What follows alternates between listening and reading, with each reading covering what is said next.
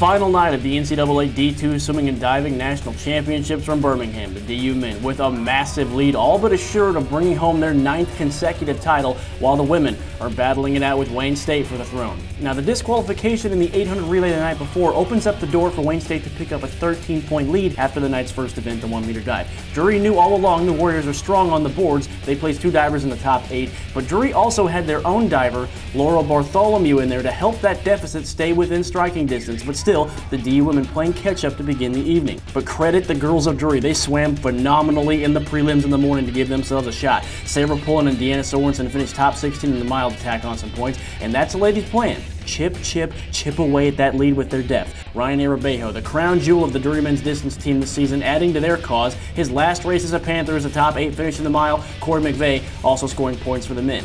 Then it's on to the 100 free. Big event for the women. Wayne State fails to qualify anyone in the top 16, missing an opportunity to add to their lead. Tinsley Andrews winds up 12th, while Tiffany Bell takes 8th, and Janet Yu, the same Janet Yu who tore her ACL a month ago, finishes 2nd. I mean, she's limping to the podium, people. Just tremendous. Now Drury back on top of Wayne State by 20.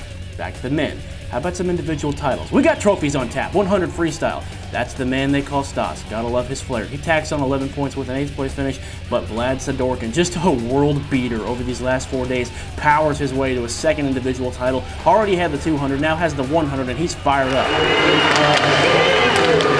Daniel Switlicki, warming up for his final race of the competition, coming in as the #1 seed in the 200 back, gets out to a sizable lead, but midway through the race it looks like he's going to get caught, but Switlicki breaks away and gets to stand on the very top of the podium for his efforts.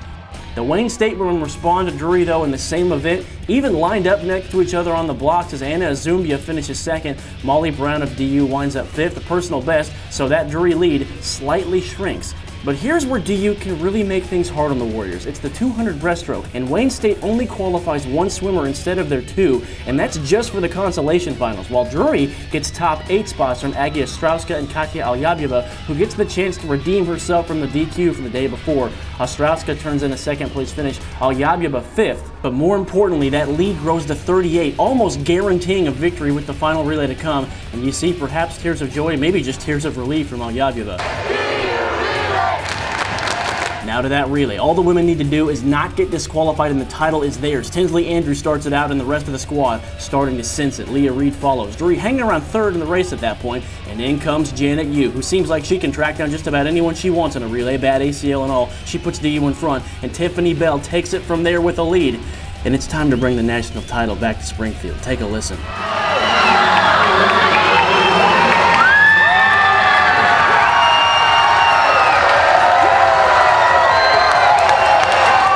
Relief from Bell. She ends her career on top. The Drury women are the 2013 Division II Swimming and Diving champions again for the 4th time in the last 5 years. They hold off Wayne State by 44.5 points.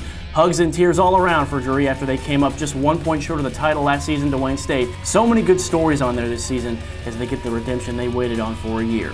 Back to the men now, where they'd like to wrap up the night with one more victory. The points in this race don't matter for the Panthers, just about the principle, just about dominating. However, heading into the final leg, the men looking like they're going to wind up 2nd until Vladimir Sadorkin decides to get nuts and break the 400 relay record by over a full 2nd. Sadorkin turning up the energy on the sidelines, and that'll do it.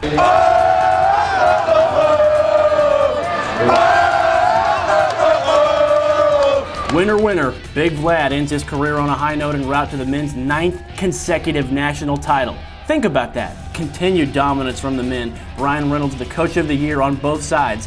Get out the broom, folks. It's spring cleaning, and Drury is sweeping titles once again. It's a special night on both sides to be a Panther.